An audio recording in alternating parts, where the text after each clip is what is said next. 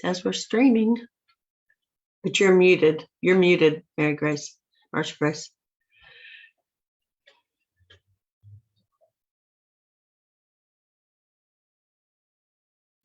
I know I muted myself because I wanted to make sure that I wasn't getting a double.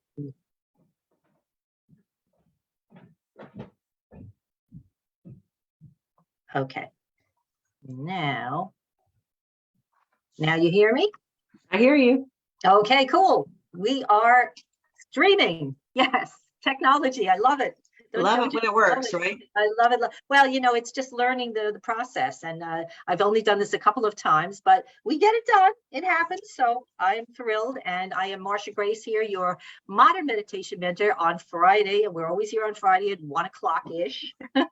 And so I'm happy to be here today because I have this wonderful, wonderful lady here who's going to solve a lot of our problems today, I'm sure. So oh boy, I put you a big order in there, didn't I, Sherri? Tall order. Oh, no, I'll do my best to step it up. Okay, well, great. So let me just tell you first, before I introduce Sherri, I just want to tell you that I have been here for many years doing my Facebook Lives talking about how we can reduce our stress because, oh my goodness, everybody's got stress. And there are many, many ways to do that. And so we talk about that every week. And that's why I invite such wonderful people on, such as Sherri, to help us see another way that possibly might work for us. So I'm just thrilled to be here. And without further ado, I was going to introduce you. What happened to my thing? I had excuse me, hang on 1 second. I have to get your bio, which I thought I had. Sorry, folks. This is the way life goes sometimes. I had your bio. There it is. Okay. I think this is it. Okay, so Sherri Danzig has been a wellness entrepreneur for over 30 years. First as a neuro-muscular therapist and now as a self-care mentor and international wellness entrepreneur. She partners with other wellness professionals and business owners to expand their company's wellness culture. She mentors individuals who wish to choose vibrancy over exhaustion and overwhelm. Yes, oh, we sure do. Her clients are those who are looking for natural solutions for their health and well-being and more balance and abundance in their lives. Sherri's company is Choosing Vibrancy. Isn't that a wonderful title?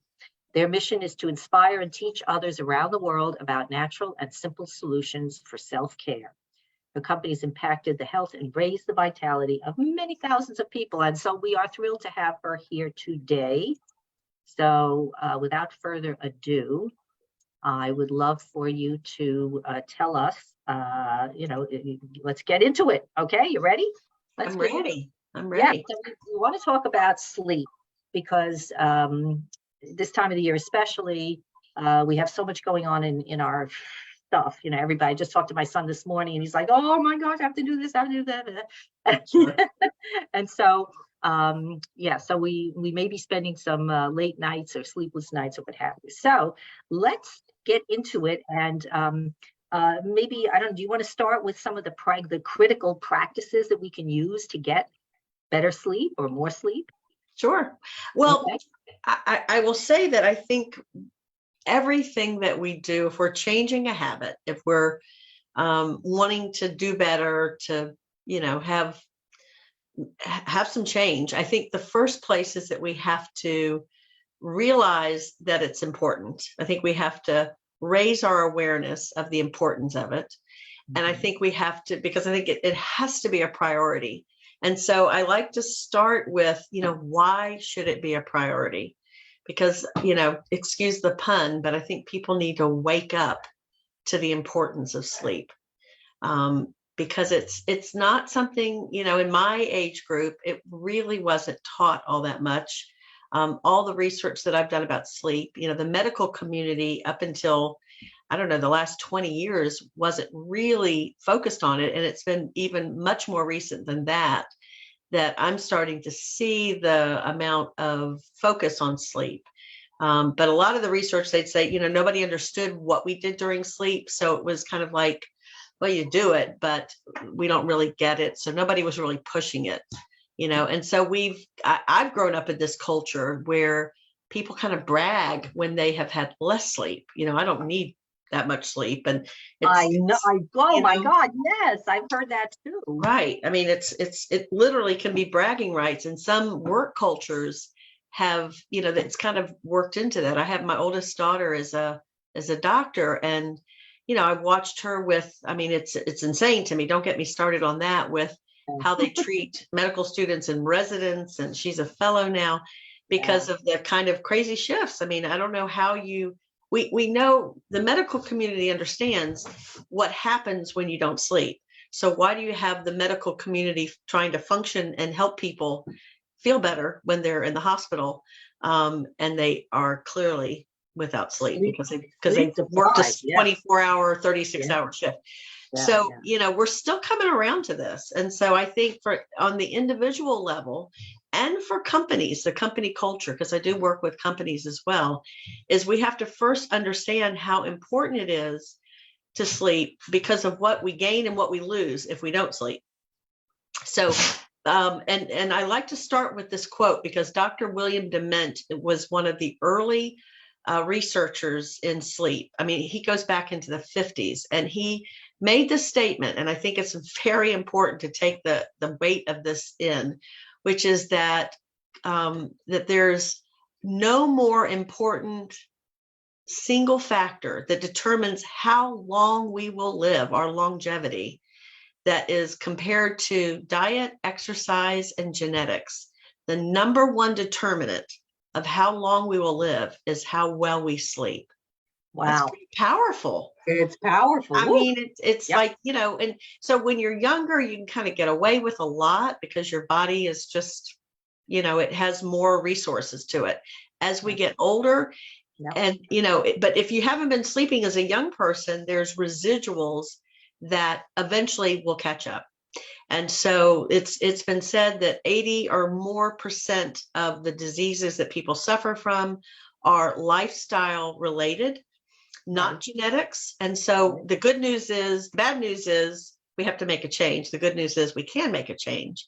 And so sleep is truly at a foundation of that. So, we're approaching the end of the year, which means, people start thinking about resolutions. They want to start a healthy new year and all of that. And what do people do? They go to the gym, they start a diet, they've eaten too much sugar over the holidays, all of that. It's sleep. You just heard this in this quote. This quote has been well standard for, 7 decades, right? That sleep is more important than diet and exercise. So if you have to pay attention to this. And, what happens when you don't is that, well, let me give you a few statistics just to throw out real quick, which is that one night of sleeping less than 6 hours, you wake up pre-diabetic, and your immune system is functioning at 40 or 50% less. So you're susceptible to picking up, disease and so forth, which with us living through a pandemic, that's pretty significant. It certainly is. But it's where our body, it's about 90% of our healing, of our, repair, our assimilating food and our brain function. All of those things happen. About 90% of it happens while we sleep. So if we don't sleep well, we don't sleep enough, then it's not happening. We're missing out. So you can't get that back. There's the myth that you can catch up on the weekends. And you can catch up to a point of reducing your sleep debt, of not being so tired. But the impact that it has on a daily basis of not getting enough sleep, you don't get that back. Your immune system, your brain, your body that's not doing all of the reparation, you've lost it that day. But again, I don't want to be all bad news. The good news is that we can change at any time, and our body is constantly rebuilding itself. So today is a new day.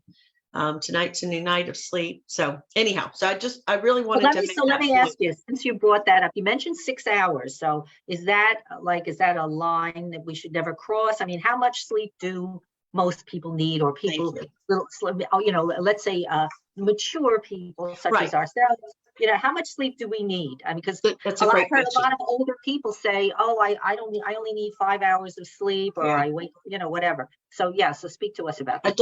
Adults need 7 to 9 hours of sleep. So it's really less than 7. And it's based on there's the science of it is that we go through different the cycles of sleep. We should cycle through the each stage of sleep 5 times. Each cycle lasts 90 minutes. So that's 7.5 hours of sleep. So Wow. that's now, it's not to say that everybody's exactly the same. We're not. And so some people seem to need a little bit more, there's a 7 to 9 is 2 hour range. Some people can get by with a little bit less. But if somebody is chronically, their habit is to sleep less than 7 hours, Mm-hmm. it's the effects of that is probably going to catch up with them. It's the odds are against you. There's a higher chance of having early onset dementia with not getting enough sleep, because the brain, again, that whole reparation and cleansing, that's when our whole pituitary system is working for the body. The brain has a similar, slightly different, but specific for the brain. And so there's a cleansing process that they've linked when you don't get into REM sleep, that you're a buildup of proteins that they're linking to dementia. So we need to get into that deep REM sleep, which is only if we stay in and continue to sleep. So in those 90-minute cycles, is that what you're saying? right. The reason I ask this is because I wake up around, it varies, but let's say somewhere between 3:30 and 4:30 in the morning. And I get up and I throw a couple of logs on my fire pit, my fire thing, because that's what heats my house. So, and then I go right back to sleep. I mean, boom, I'm gone again. It doesn't keep me, I'm not up for more than, 5 minutes. So, how would that affect me, do you think? Well, if you go right back to sleep and you can get all the cycles in, then maybe it won't. I mean, how you feel is a pretty good indicator of that. If you're not nodding off during the day, if you feel energetic, and I mean, that's a good way of looking at your sleep debt is just if you're being still, do you fall asleep, or are you alert through the day? So you can look at that. So yeah, it's not great to have interrupted sleep, and you train your body, your system gets very used to it. So if you know that that's what you have to do at this time of the year, is to put another log on there, I would say if there was another way to stack it up so you didn't have to do that, that would be better. But our bodies are so incredibly adaptive that we can, some people say they never have to set an alarm. They just intuitively know they wake up at a certain time. But there's different reasons that we wake up. I mean, sometimes when you are going through these different stages of sleep, the early stages are that you're just falling asleep. So it's the lightest sleep. Then you get into pre-delta sleep. It's very deep sleep. That's for your body. And then you come out of that sleep and you're in pre-REM sleep. And then the REM sleep is really for the brain. So, and then you start over again. So when you cycle around, if the temperature of your bedding in your house is too warm or too cold, then you're likely to wake up at the top of that, because that's the lighter sleep. So then you wake up again. If you get interrupted for something and you're in a deeper sleep, you're going to feel very groggy, but then you don't go back to where you were. You start again from the beginning. So that happens for people sometimes, where they wake up because they have pain in their bodies, or somebody, there's some loud noises going on, their partner's snoring, or how about they have to get up and go to the bathroom?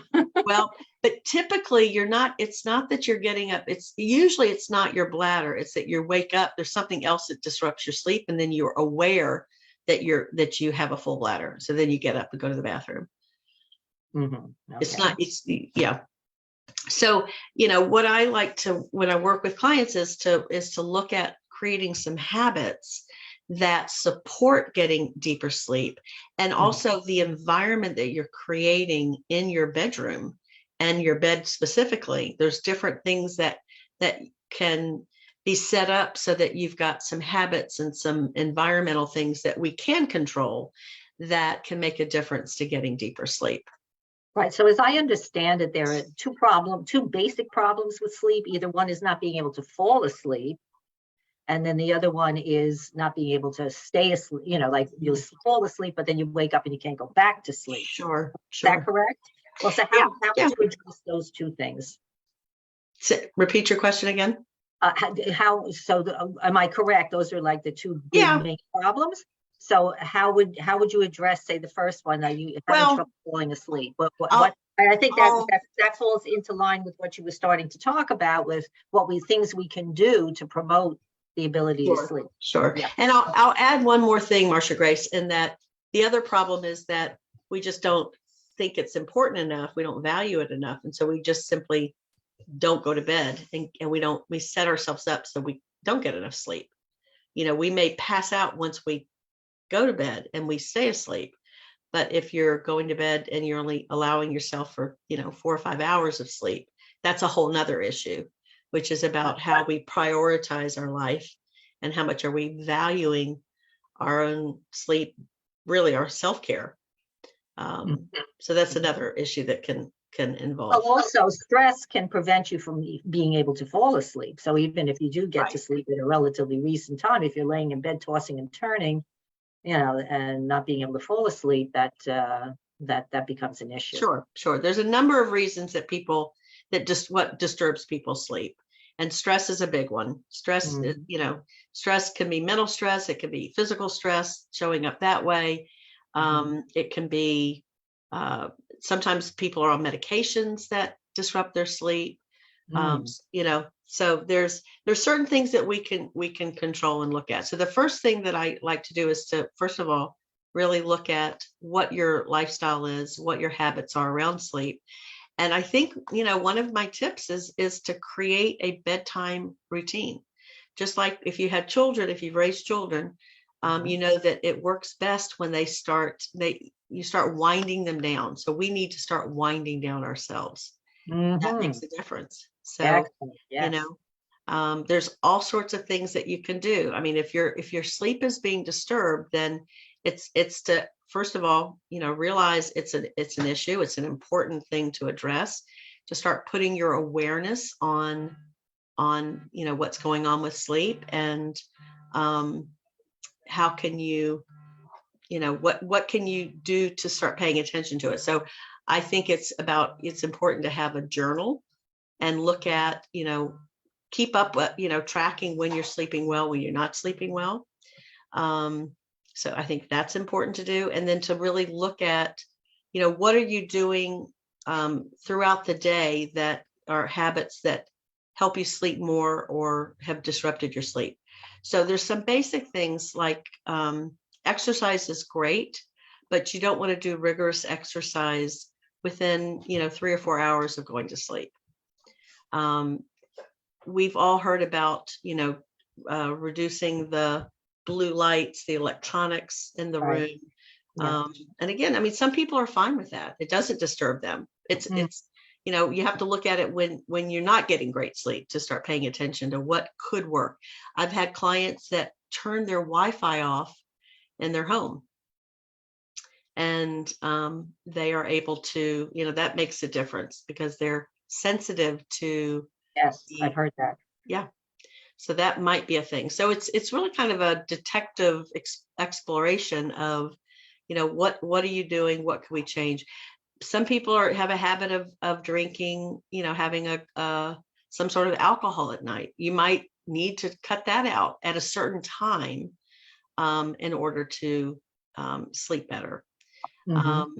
It's about looking at the environment of your bedroom. When you have no light, and when you start, kind of winding down, and that you reduce the light in your bedroom or wherever you're spending time, what you're doing is you're helping your circadian rhythm to kind of reset it. So our body makes melatonin. That's a natural compound that our body makes. and that signals the brain to start winding down. And so if we're getting super stimulated with, the internet, TV, those kinds of, devices, and we've got bright lights on, we're ignoring our body's natural rhythm. So we have to reteach that, which is, again, having a bedtime routine. So you cut down on the electronics. You instead read something that is more relaxing. You wouldn't want to read something that is stress building, like no murder mysteries. Well, if it's enjoyable, what I mean is like not any kind of work progress, project, right? Of course. Right. I mean, I like telling people to create, think of this is a project, and it can be a lot of fun that you redesign your bedroom so that your bedroom is now a sanctuary. And so there's no work projects that happen. There's no heavy discussions. If you've got a partner, no heavy discussions happen in the bedroom. It's off limits. It's bliss. It's only time for, it's bliss. It's like, if you've got some heavy thing going on, take it out of the bedroom, so that, because you can teach yourself to, when you walk into the bedroom, that it feels like a peaceful place. Right. It's like protective, a sacred zone, right? I love that. Yes. And so, yeah. And so I, sometimes I've had clients that have moved where they meditate. I tell them, do it in the bedroom, so that you start associating going into the bedroom as a time when you are slowing down, when you're doing more internal and, more of a peaceful place. That's beautiful. Well, I just want to recap, because you said some fantastic things that I and some of these I haven't really thought about before, but so I like that. But I think the very first point that you made, which is absolutely essential, is to be aware of how important it is that what your sleep patterns are. I mean, until you become aware, you're not going to change. You're not going to do anything about it. So that's absolutely crucial. So I love that. Right. And then you mentioned the need to wind down when you're getting ready to go to bed. You should have some kind of a bedtime routine, which, again, you have to figure out what that is for you, that works for you. So that's great. Maybe journaling, maybe reading. Maybe you don't want to have a bunch of alcohol before you go to bed. Because alcohol is a stimulant, right? I mean, that's the thing. It stimulates, so it's going to make it harder. And then and the concept, and this I love too, that you said, which I don't hear all the time, is that your bedroom is a sacred space, and that there should be no business that goes on there. Even if your partner and you are, joint partners in some business, no business goes on in the bedroom. Right. So that can be your safe place where you can go for rest and relaxation and nothing else. So I love that. That is absolutely terrific. Well, Think about, I love going to a spa, and it's the massage itself, but it's also the, like the space. I judge a spa based on, you walk in and there's a room like before the massage and after the massage, and it smells nice. It feels nice. Maybe there's a trickle of water, so you can create that in your bedroom, and it doesn't have to cost a lot of money to create this environment. So you're making it so important that you're kind of, in a sense, I'm saying you're ritualizing your sleep. And you're in doing that, you are saying to yourself, I love and respect my health and myself. And I am going to invest in my self-care. And, sleep is really at the heart of that, because here's some of the things that happen when you sleep well. The same doctor, Dr. William Dement, has a quote that when you've gotten really good sleep, that you feel like, you have superpowers. I'm not quoting him by exactly, I'm paraphrasing, but it's like you become like a superhuman. You feel, and I feel like that. I'm going through an experience right now. It's interesting that we're talking about sleep. My mother fell and broke her hip. I know. She's living, so she's with us. And because the insurance, it's another story, denied her inpatient rehab. So we were desperate to get her out of the hospital. She didn't need to be in the hospital anymore. So she's at our house. And so she's not fit, I can't let her go to the bathroom on her own. So my sleep has been very disruptive. Oh, no. And so, there was one night where she slept 7 hours. And I woke up and I said to everybody, I said, I feel like I could slay dragons. I felt like a super, just beating on my chest. Other times not so much. So I'm living this is when you have interrupted sleep. And, it's one of those things, it's a very temporary thing. If I didn't have a good night last night, it was like time to hire, night help, but I really didn't want to do that for a couple of reasons, but we may get to that in this process, because your sleep is important for you. Terrible. Yeah. I take it very important. And I'm somebody that was, in fact, I learned this from my mother, to be a night owl. I have to tell you that, I'm here talking about sleep. I think we talk about the things that we need to know ourselves, right? Yeah. And I have a story. I mean, I was somebody that I watched my mom as when I was a kid, who stayed up late. I have three other siblings. And so, it was just her habit. That was her thing, is she would stay up late. But I also watched her just fall asleep all the time. So I challenged my clients about this, because I think sometimes we think we got to get back in our office and do some work. And it's probably not very productive time. It'd be more productive not to do that. Go to bed earlier. Get to bed earlier, wake up earlier. Because when you wake up and you've had this great night's sleep, your brain is more able to learn, to retain, to be creative. Our productivity, our everything is just, everything is, you can get into a flow. Your synapses are firing, everything's firing better when you've had good sleep. And so, and the opposite is true. And I've done it myself, where I'm sitting there trying to get something done, and or you're reading a book or something, and you keep rereading the same line, right?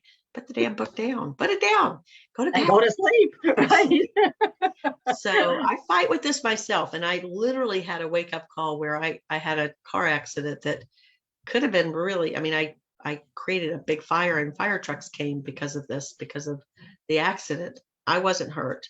I did some property damage to my neighbor's yard, but that was a real wake up call for me, that it's so important. Oh my goodness. Yes. Well, I'm glad you're okay and you're here with us. Absolutely. That's scary. And I fortunately have to say I'm a very good sleeper, and I know the value of sleep. I do tend to get to sleep late, but then again, I can sleep a little later in the morning. I've been trying to make it a little earlier to bed, so that I can get up a little bit earlier, because I like the morning. It's a good time to really get started on projects. Yeah.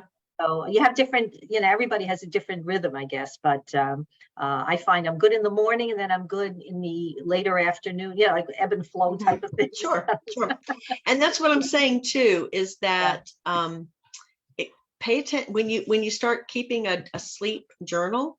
You pay attention to where do you have the most energy, where are you the most, and when are you feeling the most tired? And so, because what happens is we go through, if we miss the signals, it's statistically, it's not true for everybody, but statistically, we're the most alert at 10 a.m.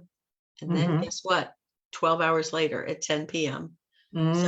So that catches people like myself that are night owls, that I can get recharged up at 10 o'clock. Me too. Right? That's what happens. Exactly. So, and I'll start getting busy again at that time, or a little before even. I'll have dinner, and then I'll say like, oh, I could do this now, and I get back on the computer and stuff. So, and that's not a bad thing. I think that's not a bad thing, as long as we, like you said, the most important thing is getting that 7 to 9 hours. 9, never going to happen.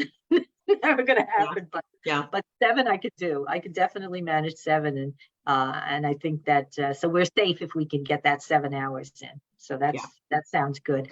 So all right, so now we can talk about this, I'm sure, for much longer period. But I know you do a lot of other things, because you are a wellness coach, and you help your clients do in many different ways. So maybe you just want to spend a real short period just telling us a little bit more about what you do. And I know you have a free gift to give our listeners, whether they're here with us now or listen to this later. So please tell us about that as well. Okay. Absolutely. Absolutely. Okay, great. So yes, I've been, I want to tell you a little bit about my background because it speaks to what I do. So I have been a massage therapist for over 30 years. Love massage today. I practice a little bit because I love it. I sold my practice, so I was kind of stepping away from that to do this other work. But I keep coming back to it to get my hands on people some of the time because I think it's sacred work in itself. But here's the thing that I learned. In my first profession, I was a school teacher, and I think once a teacher, always a teacher. And so when I went to massage school, I was like, I still had the teacher in me, right? So I have clients, and I want to teach them about. We didn't talk about self-care. That was not a buzzword back then, but it was really self-care I was talking about because it was important to me to teach my clients to not be dependent on me to fix them. Like they could do all the stress, and the only one thing they did was come get a massage, right? Because I had clients that came every week. So I saw that from my own getting a massage that I would feel great for a couple of days. And then by the time the next week rolled around, I got a massage. My body was aching just like it had been the week before, the week before, the week before. So I realized that I needed to be doing more things. That it wasn't just getting fixed, getting on the table and getting fixed. So that was my whole kind of lifelong awareness of self-care, doing things for yourself. And I actually teach people sometimes about massage. I've gone into companies and teach them self-massage, right? Because it's just, again, paying attention and what can we do for ourselves to alleviate stress on a daily basis. So that was kind of my story. I had a back issue that my massages, weren't helping me enough, and I needed something else to be doing like on a daily basis. And so that got me interested and open enough to when somebody introduced me about a company that had magnetic products. I knew nothing about magnets, but I was desperate at that point because I was really suffering from my back, being so, I was feeling disabled practically, that I couldn't move a lot without being in pretty severe pain. And so I started looking at these different technologies and joined this company that is all about just developing products that are it's energy based. So it's kind of like passive massage. So that became a pursuit. I've been working with these products. And so I'm a consultant with this company, and they're basically natural ways to take care of your health. So for those that don't want to take pills, and so it's completely complementary to massage and chiropractic and acupuncture and lots of different things. If we do yoga and all sorts of on and on and on, all these different wellness practices. So, but these are things that we do at home to create a healthy environment. So I wear a magnet on my neck. I wear a magnet on my back. I sleep on magnetics. We have sleep products that actually create this fabulous environment. So I mentor people on, using these products in ways to create a wellness lifestyle. And then I also started mentoring one-on-one because I realized, particularly women are my clients, that women are not taught to put themselves first. We have this whole idea that we got to run the household, and we got to be super women. We talk about how, back in I think, what was it, the 60s, where women felt like they had to burn their bra, to show they were liberated, right? I think today we have to burn our super women capes because we think we should do everything. We're supposed to do everything for everyone. Right. And we have to take time to take care of ourselves. So that's my focus on one-on-one mentoring. And I soon, within the next couple of weeks, I'll have an online course that takes people through that process on their own if they want to not work directly with a coach or mentor, but to go through the different steps of that. So it's all about ways to live vibrantly, which you have to feel good physically. And you want to have a lot of the coaching is about mindset. Self-talk is a huge thing of how are we talking to ourselves? How are we treating ourselves? That's, I think, at the real core as well. of the kinds of decisions we make. Absolutely. Absolutely. Well, that's my whole focus too. I agree with you 100%. I mean, we first have to get to know our deepest inner self and have that inner conversation in order to find what really is what we need in our life, what is important to us, and Sure. what makes us sing, what gives us the joy of life. So, Sure. I mean, you yourself have been through so many different incarnations. I like to joke where I've been in several incarnations just in this one body. So Right. that's pretty That's amazing, right. right? That's right. That's right. So, all right. Yeah. So tell us, because we are have gone pretty much longer than I usually do, but you've both it's been just wonderful. Just tell us what you're giving our people who have been listening in.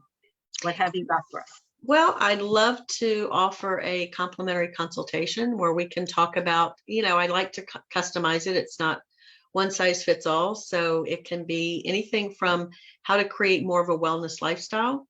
It can be a focus on sleep if that's really a concern for you or for somebody in your family. Or it can also be a self-care consultation about, look, I have a self-care quiz, and then to talk about that and come up with, what I like to say is that in the consultation, you're going to walk away with some very practical tips that you can apply right away, because I don't like talking in theory. I want people to say, okay, I can do this. And it's not a whole bunch of things. I think it's, if you walk away with one or two things that you're going to focus on, that can make a huge difference. Absolutely, I agree. All right. Well, I would love to get your info, your contact info in the chat. So I have Choosing Vibrancy is your website, and if I could spell, that would be good. And what's your email? My email is my name, so it's Sherri@SherriDanzig.com. Okay, Sherri, yeah, it's simple enough. Danzig.com. All right, so that's in there. And for those who are watching on Facebook, I will make sure that this information is in the chat, in the comments box below, because we didn't have a chance to get that in beforehand. So, all right. So, any last thought that we need to know about getting good sleep, or some little nugget of wisdom that you would like to send us off with? I mean, I think it comes to the whole thing with self-care. And, I think if we can look at our, whatever it is, our projects, because I'm very project oriented myself. And, there's some things that maybe there's a hard deadline, that you've got to get something in. And maybe, my kids, sometimes when they're in school, they've had to turn in papers at midnight. So there are those cases, right, where something just has to be done. But I think for the most part, I think it's like, if you can take a moment before you make a decision of whether you're going to choose to go to bed when you're tired, or stay up with a project. I think one of the best things you can do is go stand in front of a mirror and look in your own eyes, look at yourself, and talk to yourself as if you were nurturing someone that you dearly loved, which I hope is yourself, and make a pact of when you're going to get something done, and how you're going to get it done, and how you're going to treat yourself. And I think probably when you have that eye contact with yourself, you're going to realize, what, I can let this go. I can wait until tomorrow, and it's going to work out better the next day anyhow. But to start developing ways to connect with your inner self, and to, quiet yourself, to have some time, that not even with sleeping, but to have those moments throughout the day when you check in with yourself about how you're feeling. I just said a whole bunch of things, but I could talk about the subject for a very long time. I think it's so important. Me too. Yeah, absolutely. That's what I do. I mean, that's where I help people to get into that quiet, sacred Absolutely. space. We're definitely in sync. And I like to, I have a mantra that I say every morning before I get out of bed. And I ask myself, how am I going to feel? I kind of make it as a proclamation. How am I going to feel today? And I think if you do that before you ever get out of bed, because if Mhm. you get out of bed and then life starts going, right? You're off, So, and running, right? yeah, Yeah, yeah. yeah, definitely. Okay, well, I love it. Yes. What kind of a day do I want? I mean, we have to set it up, right? Who's going to do it? No one's going to do it for you. You That's have to right. do it for yourself. We get So, it. That's right. That's right. We're in absolutely. charge. Well, thank you, Sherri. This has been absolutely wonderful. You really put the whole concept of the necessity for sleep, health wise, business wise. I mean, your business is going to, just be more. You're going to be more successful when you're sleeping better. I mean, there's no two That's ways. right. As You're well more as productive. You're more productive. more People productive that and you're sleep healthy. better, people that sleep better make more money. There you go. Well, there you go. Yep, I love that one. I'm sure we all do. Well, thank you. You've helped us get into these holidays with a little more awareness of how we can nurture ourselves and get through this period with joy and peace and good self-care, right? That's what Self-care. it's all about. So I want to Absolutely. thank you so much and have a very joyous holiday yourself and you and your family and love to mom. I'm praying that she's on the mend. Thank And you. yeah, and you too. So we all have to take care of ourselves. Absolutely. I have to do a little taking care of myself too. But so yeah, so thank you again. And until next time. Sounds wonderful. Thanks. It was a lot of fun. Okay, and remember, Happy everybody, holidays. remember, everything begins with a thought. So keep your thoughts up front so you can see what you're thinking and get rid of those thoughts that are hurting you. Until next week, bye-bye. Bye.